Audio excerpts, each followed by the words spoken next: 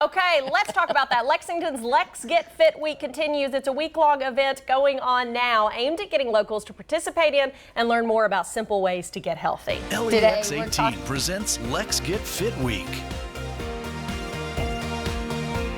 Today we're talking about how your diet is just as important as exercising. We're turning to registered dietitian Amanda Nybert and her program Lean, which simplifies what you should and should not be eating for optimal health. Great to have you back with us today. Thank you. Thanks for having me. Yes. So Let's Get Fit Week, in case you don't know, we've talked to you all about it yesterday and last week. It's this amazing initiative going on all week long here in Lexington, incorporating food, exercise, all kinds of things. Today we're going to talk about nutrition. Yeah, there's so many great free events going on throughout the week. So for sure, jump on the website, find out what's going on.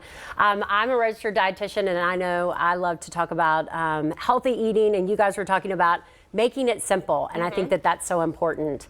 So a couple of takeaways for this week would be, hey, let's drink more water. You know, staying well hydrated is super important with regards to hunger control, reducing your cravings. You were talking about reducing inflammatory foods. Yes.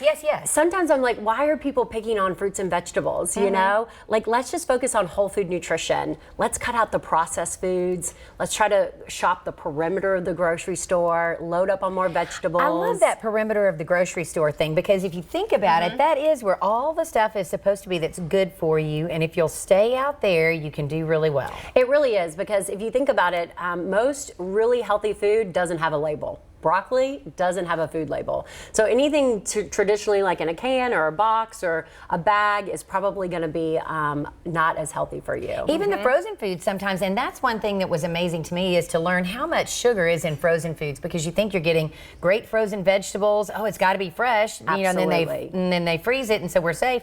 But they add a lot of sugar even to that. The craziest things. My mom was making green beans and she put sugar in it. I'm like, who puts sugar in green beans? Yeah. You know? Like, why are we messing up green beans here? So I love that. And then stay active, you know, try to jump into some of these free classes. There's just a lot of great opportunities this week. Yeah. How important do you think, because I hear a lot of people talk about this, looking at nutrition labels? Like when you are shopping. Yeah, I think what I call it is nutritional awareness. Okay. You know, the ability to like read the label and kind of break down what those macronutrients are, those carbohydrates, those proteins and fats, can really help you to gauge what's a good choice versus a bad choice. I always encourage my clients to focus on carbohydrates and sugars, because carbohydrates and sugars are what are kind of the biggest enemy right now. So focus on that macronutrient the most, and then the other ones will typically fall in line. So if you're looking at those, what is a number, sugar gram number that you're looking at and you're thinking, that's not where we need to be, or that's a trouble number?